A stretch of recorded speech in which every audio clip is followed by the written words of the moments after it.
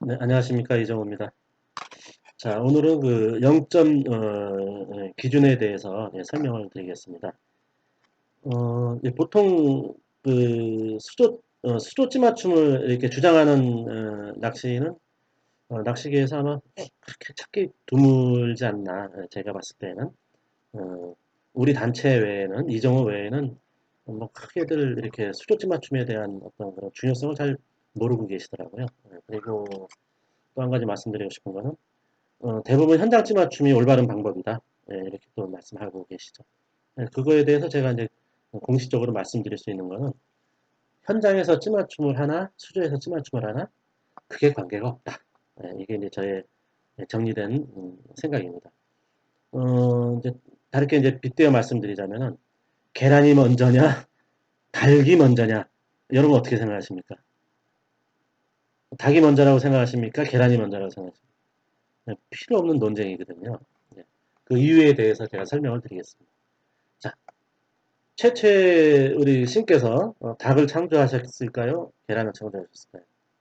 결국은 뭘 창조했든 간에 어, 닭도 최초고 계란도 최초란 얘기죠. 예. 둘 다 처음이란 뜻이에요. 예. 자, 그러면은 현장에서 찌맞춤을 하느냐, 수조에서 찌맞춤을 하느냐, 굉장히 불필요한 논쟁이라는 얘기죠. 현장에서 찌맞춤을 하셔도 상관이 없고 수조에서 찌맞춤을 하셔도 상관이 없습니다. 자, 그 이유에 대해서 설명을 제가 간략하게 설명을 드리겠습니다. 자, 그거보다 이제 더 중요한 건 뭐냐면은 G의 0점, 찐맞춤 기준점을 어디에 둘 것이냐. 이게 더 중요하다는 얘기죠. 예. 자, 현장에서 여러분 찐맞춤을 하시든, 저처럼 수조에서 찐맞춤을 하시든, 0점 기준점을 어디에 둘 것이냐를 하나 곰곰이 생각해 보세요. 자, 제가 무반호 찌톡 기준 수조 정밀 찌맞춤법을 발표하기 이전에는, 분명히 말씀드리지만, 유반을 케미 기준 찌맞춤법이 대부분이었습니다. 네, 편대채비, 족살분할 몽대채비, 일반 전통채비 모두 그렇게 했었어요. 네, 그랬는데 이제 제가 무반을 찌탑 기준 정밀 찌맞춤법을 발표한 이후에 지금은 어떻습니까? 현장에서 하든 수조에서 하든 대부분 찌톱 한마디 기준으로 해서 찌맞춤을 하고 계십니다. 어떤 분들은 또뭐 현장에 도착해서 저 딸깍 해갖고 여기 맞춘다 그래. 어, 현장에서 찌맞춤을 했는데 수조 수면과 현장 수면과 찌톱 한마디 하고 일치하게 찌맞춤을 했는데 여기 서서히 내려가서 딸깍 하면 찌맞춤이 잘 됐다. 네, 요거를 가지고 집에 오시면은 찌톱 한마디 찌맞춤이 되겠습니다. 예, 그래서 수조 찌톱 한마디 찌맞춤 비례값이라는 뜻이죠. 그래서 그것도 마찬가지고 예, 한번 가서 시험 한번 해보세요. 뭐 조금 수심이 깊은 데에서 뭐 또는 원줄이 무겁거나 또는 뭐 낚싯대가 아주 길거나 그러면은 뭐 한 두세 마디 뜰 수도 있습니다. 네. 자, 그럼 그게 중요한 건 아니고, 자, 현장에서 하던 찌맞춤을 하시던 수조에서 찌맞춤을 하시던 이유 불문하고 찌톱 한 마디에다 찌맞춤 하시면 됩니다.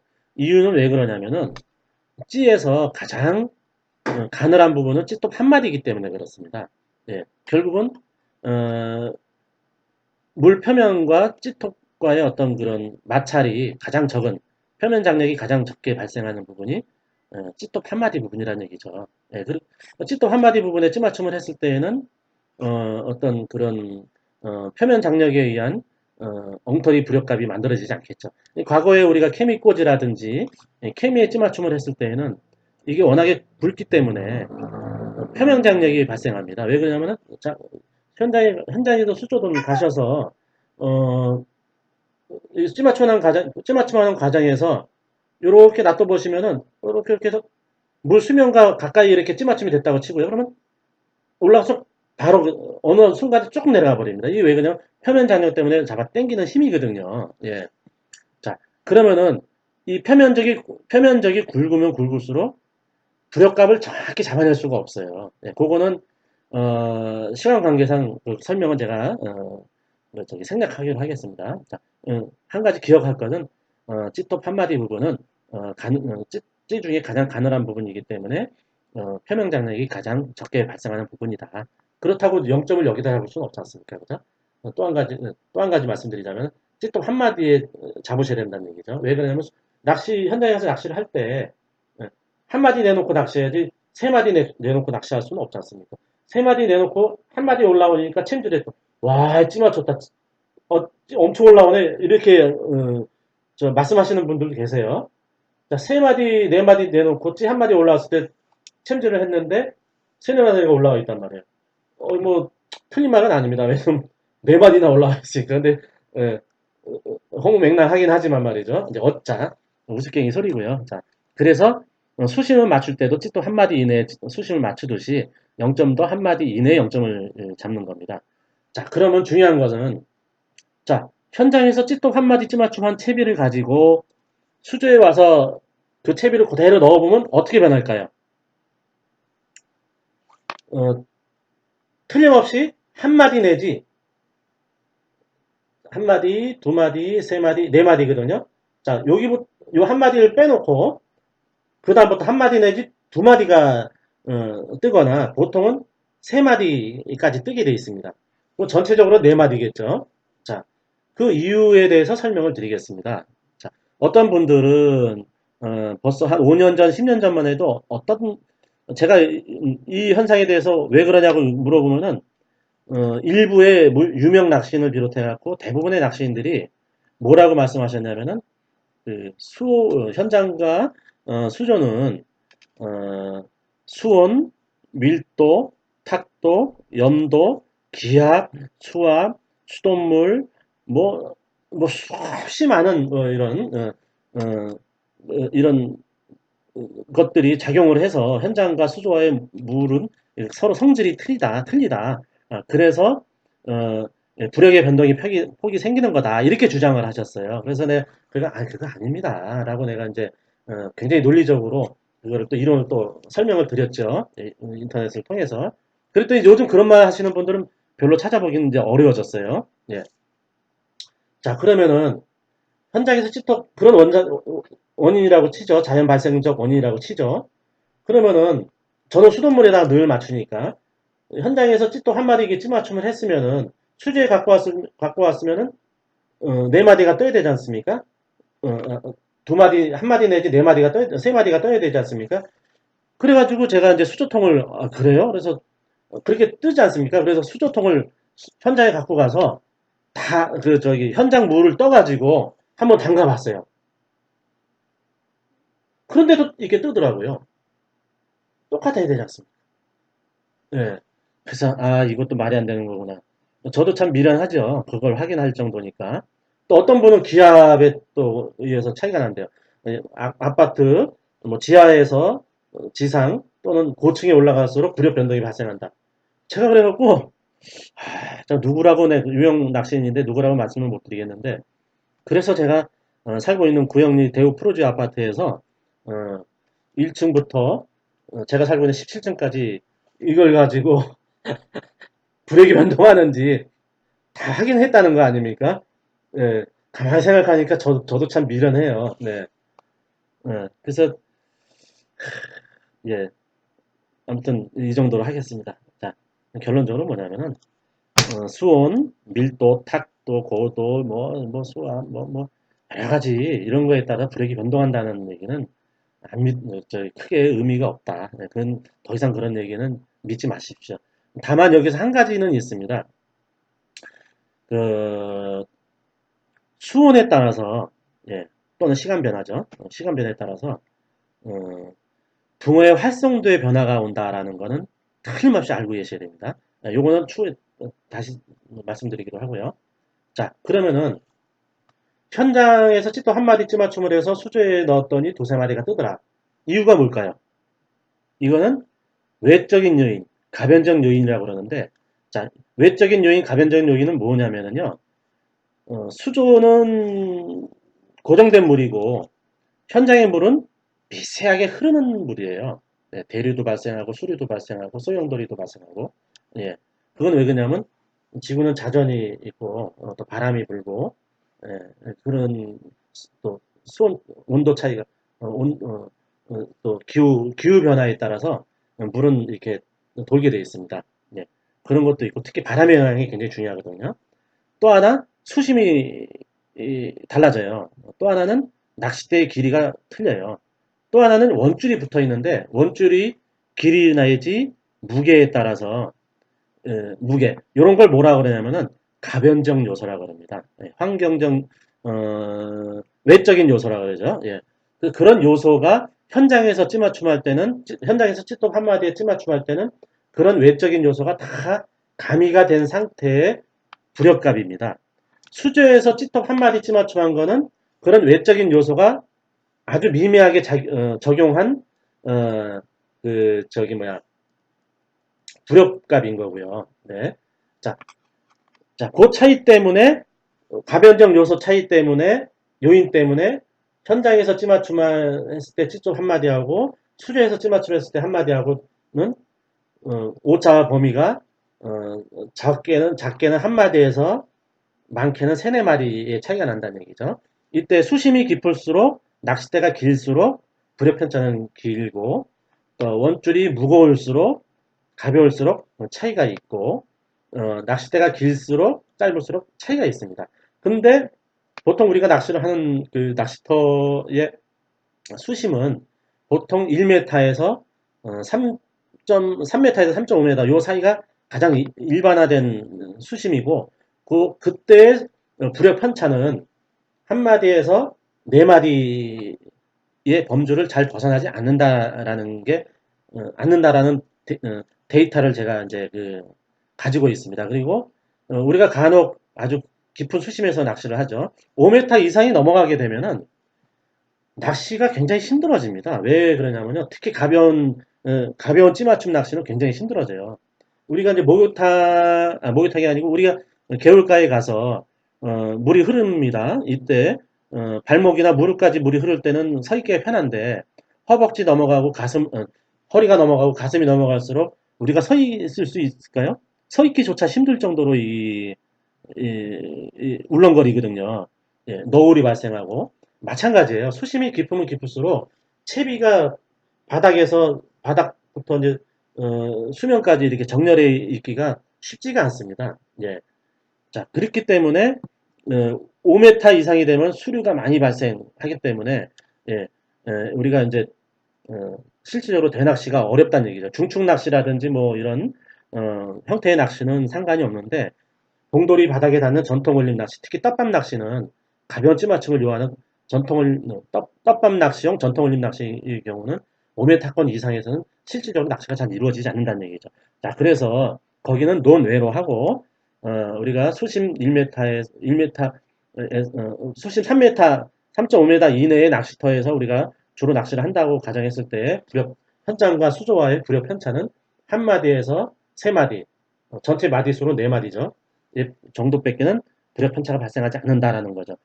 자, 이때 한마디의 찌에 따라 좀 틀리겠지만 말이죠.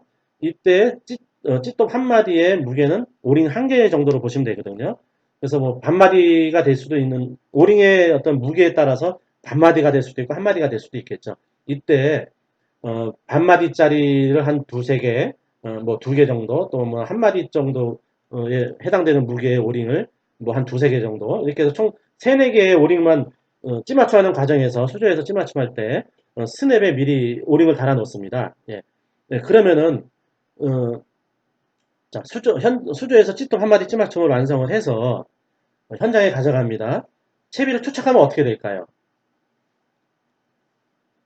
찌톱이 수조에서 찌톱 한 마디 찌맞춤을 해서 오링은 이미 서너개 달아놓고 현장에 가서 투척했을 때 이렇게 떠오를까요? 이렇게 잠수할까요? 현장에서 찌맞춤을 했을 때에는 외적인 가변적 요소를 다 적용이 됐지만 수조에서는 미미하게 적용을 했기 때문에 어, 가변적 요소에 의해서 그 수조에서 찌또 한마디 찌맞춤을 한 게 현장에 가면은 서서히 내려가서 딸깍을 하든지 그냥 잠수가 되든지 둘 중에 하나가 된다는 얘기죠. 결국은 케미꽂이나 케미컬 라이트의 일정 부분이 현장 수면과 일치하게 되게 되어 있습니다. 그러면 낚시 초보자들은 부력이 무거워졌지 않습니까? 그렇게 얘기하거든요. 무거워진 건 맞아요. 왜 그러냐면은 원줄의 무게라든지 찌의 하강 속도라든지 또 케미에 물방울이 묻어 있지 않습니까? 뭐 이런 거라든지 또 수류라든지 바람이라든지 이런 여러 가지 외적인 요소에 의해서 부력이 어, 그 수조 찌맞춤보다 무거워지게 되어 있습니다. 이때 무게값이 보통은 어, 오링 한 개에서 세 개 정도의 무게라는 얘기죠. 이때 오링을 서서히 한 개 내지 두 개를 이렇게 제거해 보십시오. 그러면은 현장에 갖고 가서 이렇게 감소한 상태에서 미리 달아놓은 오링을 제거했을 때 어떻게 될까요? 한 개 내지 두 개를 제거하면은 현장 한 마디 찌맞춤이 됩니다. 예. 수조는 우리가 그 무속상을 볼 수가 있어요. 근데 현장에 가시면은 현장에서 이게 무반을 찌톱 한 마디 찌맞춤을 하실 때에는 바닥 속을 볼 수가 없어요. 그리고 찌맞춤 과정에서 숙련도에 따라서 뭐 한 10분이 걸릴 수도 있고 30분이 걸릴 수도 있고 1시간이 걸릴 수도 있어요. 예. 아니 그 낚시터에 가가지고 밥 먹고 포인트 분석하고 떡밥 개서 집어하고 낚시 준비하기도 사실상 아까운 시간에 거기 가서 뭐 두 대를 편성한다 치면 두 대 찌맞춤 한다고 낑낑거리고 그 아까운 시간에 허비할 필요가 있을까요? 저는 좀 이해가 안 가거든요. 결국 현장 찌맞춤과 수루 찌맞춤의 부력 편차는 불과 두세 마디 이내의 차이밖에 안 나는데 오링 딸랑 두세 개 정도란 얘기죠. 예. 카톡. 그런데 굳이 그 부력 편차 때문에 굳이 현장에서 찌맞춤을 해야 되느냐? 저는 아니라고 봅니다. 심심할 때 우리 그 찌맞춤 하는 것도 하나의 재미거든요. 수조에서 찌또 한 마디 찌맞춤 하시고 오링만 미리 몇 개 달아놓고 한 마디 찌맞춤을 하세요. 그러면 낚싯대가 길던 짧던 수심이 깊던 얕던 바람이 많이 불던 말던 현장에 갖고 가서 투척을 하면 무조건 잠수하게 돼 있거든요. 이때 오링만 한두 개 제거하면 현장 찌맞춤과 똑같이 돼요. 예. 더 가볍게 하고 싶다. 오링 더 빼버리세요. 예. 그 결국은 부력 편차가 두세 마디밖에 안 나는 거 오링 두세 개, 한두 개면 되는 걸 가지고 반드시 현장에서 찌맞춤해야 하는 게 옳다라고 얘기하는 거는 굉장히 비합리적이고 비논리적이라는 얘기죠. 네. 그래서 결론적으로는 수조에서 찌맞춤을 하던 현장에서 하던 그거는 그 당사자의 자유고 예. 수조에서 찌맞춤 하는 방법은 틀렸다라고 얘기하는 요것만 좀 말씀 안 해주셨으면 좋겠어요. 예. 우리 동호인들이나 저는 만약에 틀렸다고 그 주장하신다 그러면은 결국은 저는 가서 찌맛도 못 보고 붕어 얼굴도 못 보고 맨날 했어야 되지 않느냐 이런 거거든요. 근데 그렇지 않다는 거거든요. 예. 자, 장시간 이렇게 제가 열변을 토했는데 어찌 되었건 한 가지만 기억해 주세요. 0점을 잡는 부분은 표면 장력 때문에 작용이 가장 덜 작용하는 찌톱 한 마디, 제일 찌에서 가늘한 부분이죠. 찌톱 한 마디 부분, 한 마디 이내에 0점을 잡으시고, 둘째는, 어, 수조든 현장이든 관계없이, 찌맞춤을 하시면 됩니다. 이때 스냅에 오링을 미리 두세 개 달아 놓으세요. 자, 이때 현장에서 찌맞춤을 한 마디 하든 수조에서 한 마디 하든 이때 부력 편차는 한 마디에서 세 마디, 찌톱으로 전체로 봤을 때 네 마디 이내이다. 찌톱의 길이는 2.5에서 3cm로 가정했을 때 그렇습니다. 예. 결국은 이때 그러면 데이터 값은 본인이 소장하고 있는 찌를 가지고 현장에 가서 찌톱 한 마디 찌맞춤을 하셔서 수지 와서 한번 확인해 보세요. 그럼 얼마가 뜨는가? 그 데이터 값이 나와요. 낚시 갈 때마다 수시로 확인을 하시라는 얘기죠. 예. 이렇게 하시면은 굳이 아까운 시간을 현장에 가서 찌맞춤 한다고 표현 좀 죄송합니다. 딱 한마디로 너무 죄송합니다. 호들갑 떨 필요가 없다. 저는 이렇게 생각을 하고 있습니다. 어, 저의 이런 주장에 대해서 뭐 반론이 있으시거나 또는 의문사항이 있으시면은 댓글을 통해서 또는 전화를 통해서 언제든지 문의를 해주세요. 그러면 제가 어, 그, 그 시간이 허락하는 한도 내에서 성실히 답변을 해드리도록 하겠습니다. 네, 감사합니다.